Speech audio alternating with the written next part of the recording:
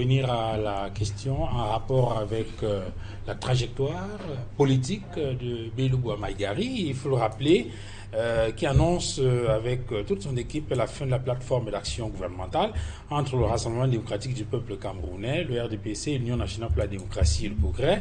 Une plateforme qui a été signée le 28 novembre 1997. Je voudrais rappeler quand même ici que les noms de ces signataires pour le Rassemblement démocratique du peuple camerounais, il y avait M. Peter Mafani Moussongue, à l'époque Premier ministre, chef du gouvernement et membre du comité central du RDPC. Et pour le RDPC, Joseph Charles Doumba, secrétaire général du comité central, membre du bureau politique du RDPC.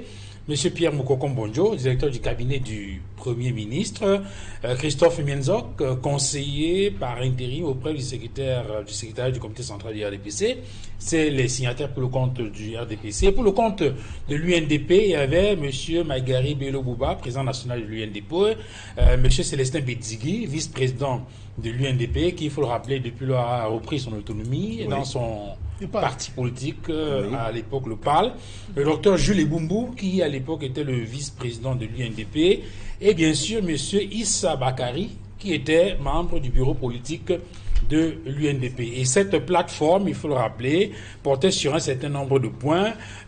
Au plan politique, par exemple, cela visait à consolider la démocratie et l'état de droit. Sur le plan économique, lutter contre le chômage et promouvoir l'emploi, notamment l'emploi des jeunes. Lorsqu'on regarde l'axe sur le plan social, culturel et sportif, il s'agissait de renforcer la justice sociale pour une répartition équitable des fruits de la croissance et mettre en place une stratégie efficace de lutte contre la pauvreté. Et entre autres, la plateforme indiquait que pour la mise en application de cette plateforme, le RDPC et l'UNDP conviennent d'assurer une représentation des uns et des autres gouvernements de la République et à observer les principes de solidarité et de responsabilité gouvernementale. Et il s'engage par ailleurs à mettre en place des instances de concertation mutuelle, notamment au Parlement. Et aujourd'hui donc, l'UNDP dénonce cette plateforme-là et indique bien évidemment qu'il y a des choses qui n'ont pas été prises en compte et pour cette raison décidons de mettre un terme. Et selon les indiscrétions tirées à bonne source dans les heures et les jours à venir, le président national de l'UNDP devrait rendre son tablier ainsi que d'autres membres du gouvernement qui sont, n'est-ce pas, cadres de l'Union nationale pour la démocratie et le progrès, peut-être en dehors d'un seul, qui, selon les sources, les cadres de l'UNDP s'est beaucoup plus rapproché, ou du moins s'est éloigné de l'UNDP. Donc je voudrais peut-être qu'on revienne sur la trajectoire de Bello Maïgari pour essayer de comprendre pourquoi ce vieil ami du président Biya aujourd'hui décide de claquer la porte. Oui, effectivement, d'avoir rappelé le contenu de la plateforme qui permet à Bello Bouba et à ses camarades d'être au sein du gouvernement en ce moment. Mais il faut dire effectivement que cette plateforme qui date de novembre 1997 a été concrétisée sur le terrain par la formation du gouvernement dans lequel Bello Bouba rentre le 7 décembre 1997. Il entre dans ce gouvernement, l'UNDP a 4 postes ministériels. Ça, depuis le 7 décembre 1997, Bello Bouba est resté dans le gouvernement avec d'autres postes ministériels pour sa formation politique. C'est sur la base de cette plateforme que vous avez présentée et lue tout à l'heure. Et il faut également rappeler que avant 1997, c'est également un pan de l'histoire qui est important à rappeler, c'est-à-dire notamment avec le retour du Cameroun au multipartisme dans les années 90. Vous savez que l'UNDP avait à sa tête Samuel Eboa. C'est le tout premier président de l'UNDP. Parce qu'on ne peut pas bien comprendre tout cela sans savoir d'où vient l'UNDP et d'où vient Bello Bouba Maïgari. Donc, parmi les premiers partis politiques légalisés, il y a l'UNDP en 1991. Et à sa tête, il y a Samuel Eboa. Au moment où l'UNDP est créé, est né, fonctionne, Bello Bouba Maïgari est en exil dans un pays voisin. Il est en exil parce que, à la suite de l'affaire dite du complot, qui a débouché sur la tentative de coup d'État en 1984, Bello Bouba s'est retrouvé au Nigeria Et donc, en exil, il ne pouvait plus intervenir de manière directe dans les affaires internes du Cameroun. C'est pour cela que, entre la période où il quitte le Cameroun, au début des années 80, 83, 84, et où il revient, parce qu'il va revenir plus tard, après la création de l'UNDP en 91, l'UNDP qui est dirigé par Samuel Eboa, il va se passer des choses. Samuel Eboa, en 1991, de 91 à début 1992, parce qu'il est à la tête de l'UNDP, qui est la première formation politique de l'opposition au Cameroun, ça il faut le dire, de 1991 jusqu'à au moins à janvier 92. Pourquoi je dis jusqu'à janvier 92? Parce qu'il y a eu un certain congrès de Marois, congrès au cours duquel Bello Bouba Magari a ravi la vedette en prenant la tête du parti, dans des conditions qui n'ont jamais été appréciées par feu Samuel Eboa, de regretter mémoire. Et c'est pour cela que Samuel Eboa, en mars 1992, crée une nouvelle formation politique qu'on appelle le Mouvement pour la démocratie et le progrès. Et en octobre 1992, il décide de soutenir la candidature de Ni John Fundi à l'élection présidentielle de 1992. Et se désolidarise de l'UNDP, qui est alors dirigée en mars, au moment où on fait les législatives du 1er mars 1992, c'est Bello Bouba qui est déjà à la tête de l'UNDP, qui obtient 68 députés. Ça, il faut le rappeler. Les premières législatives, retour au multipartisme, l'UNDP a 68 députés. L'UPC, Tendance Kodok, 18 députés. Et MDR, Dakole Daïsala, 6 députés. Je le rappelle, pour bien comprendre tout ce qui se passe, pour que les gens comprennent exactement tout ce qui se passe en ce moment. Parce que au 1er mars 1992, donc, tous les trois formations politiques de l'opposition, quand on compte tous leurs sièges, ils ont la majorité. Ils ont 92 sièges. Le RDPC a une majorité relative, 88 députés. Mais il faudra par la suite qu'il y ait des négociations entre le RDPC et le MDR de Dakole Daïsala, qui a 6 députés, pour que la majorité bascule au profit donc de l'alliance MDR-RDPC. Et c'est à la suite de cette alliance que le MDR de Dakole Daïsala rentre dans le gouvernement avec des postes ministériels. Et l'UPC nous rejoint aussi. Oui, l'UPC, également Tendance Kodok, comme exactement l'UNDP de Bello Bouba, rentre dans le gouvernement du 7 décembre 1997.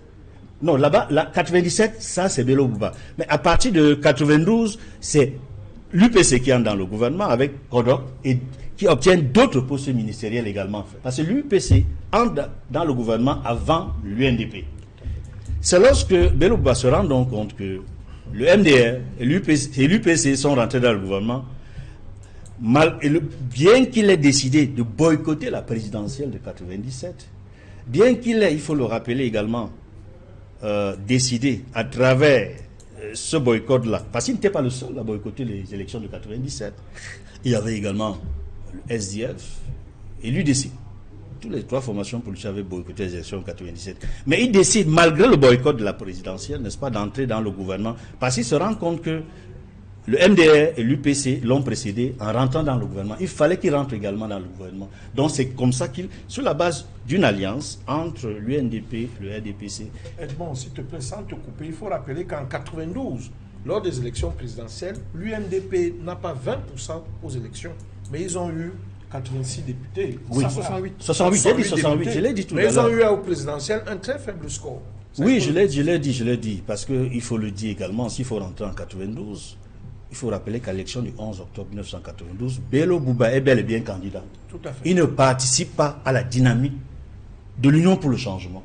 Donc il se décale, il commence à se décaler de la véritable opposition. D'abord, après avoir donc récupéré la direction de l'UNDP dans des conditions, je le dis et je le répète, qui étaient peu orthodoxes et qui a créé tous les problèmes à Samuel Eboa et à ses partisans qui ont créé le MDP par la suite. Et le voilà donc qui continue avec l'UNDP jusqu'à son entrée au gouvernement en 97, jusqu'à ce jour. Donc, on voit bien, et dans les clauses, vous les avez lues, mais dans les faits, on se rend bien compte qu'il y avait des engagements, parce qu'il a parlé des engagements. Et parmi ces engagements, L'UNDP a respecté ses engagements, ça il faut le dire, notamment lorsqu'il fallait aller aux élections. Parce que l'UNDP a toujours appelé à voter Paul Biya aux élections présidentielles de 2004, 2011, 2018. Ça, c'est l'un des engagements qu'il avait pris. Et l'UNDP également avait décidé d'accompagner le gouvernement dans le cadre de sa politique gouvernementale. C'est ce qu'il a fait également. Et l'UNDP, je dois préciser, puisque je dois revenir sur la base de 1997, l'UNDP en 1997 a moins de députés que en 1992. Parce qu'en 1992, le SDF avait boycotté, c'est pour cela que l'UNDP a eu 68 députés. Mais lorsque le SDF, pour la première fois, va aux élections législatives, en 1997, en mai, 17 mai 1997, le SDF a 43 députés. C'est la première formation politique dans les institutions. Mais Edmond, pourquoi est-ce que... Tandis que l'UNDP, je précise, a 13 députés. Oui. En 1997, 13 députés. Pourquoi est-ce que ce vieil l'UPC, un député. Pourquoi MLDC, un député. MDR, un député. Donc là, on revoit la position du SDF dirigé par Nidjon Fundi. Pourquoi ce vieil ami du président Biya? Parce que quand vous revenez cette trajectoire, on voit très bien qu'il a toujours été au cœur, n'est-ce pas, de la vie politique du Cameroun et très souvent a toujours été aux côtés du président Biya, président national du RDPC, avec justement la concrétisation de cette alliance à travers cette plateforme-là. Qu'est-ce qui peut donc justifier qu'aujourd'hui, en 2025, que le président Bello décide de renoncer à cette plateforme et de prendre ses distances avec son vieil ami? Voilà. Il a parlé de l'appel de la base. Je pense que l'appel de la base est fondé. Selon des informations que nous avons sur le terrain à Garoua, la base du parti revendique, réclame, exige même que Bello Ba soit candidat à l'élection présidentielle. Mieux, lui demande de quitter ses fonctions. Lui et tous les autres qui occupent des fonctions au sein du gouvernement. La base, c'est vraiment la base.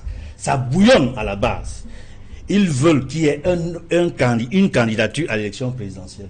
Parce que la base, qui est notamment constituée d'une nouvelle génération, il y a beaucoup de jeunes à l'intérieur de l'UNDP qui estiment qu'ils peuvent s'affranchir, n'est-ce pas, de cette plateforme qui les empêche d'aller plus loin que les strapontins ministériels.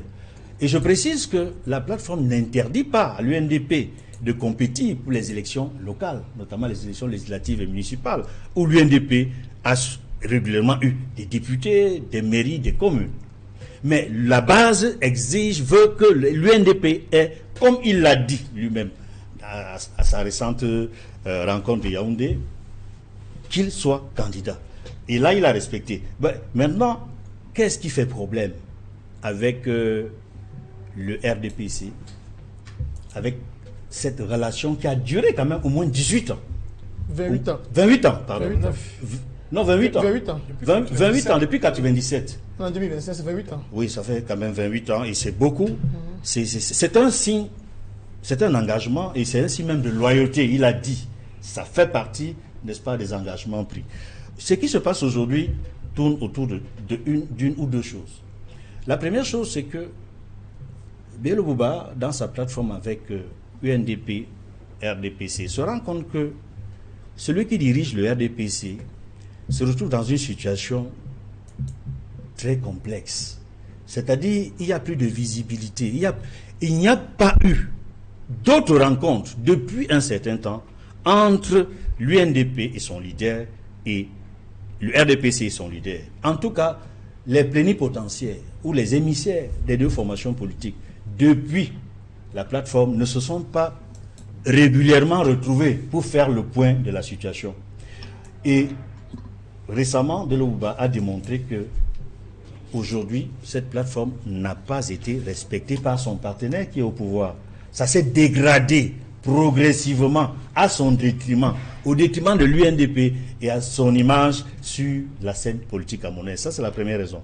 La deuxième raison, c'est que aujourd'hui, Paul Biya, qui, d'après la plateforme, n'est-ce pas, c'est son partenaire du RDPC, parce qu'à ce moment-là, il était président national du RDPC, ce qui n'est pas le cas, ce qui n'est plus le cas aujourd'hui.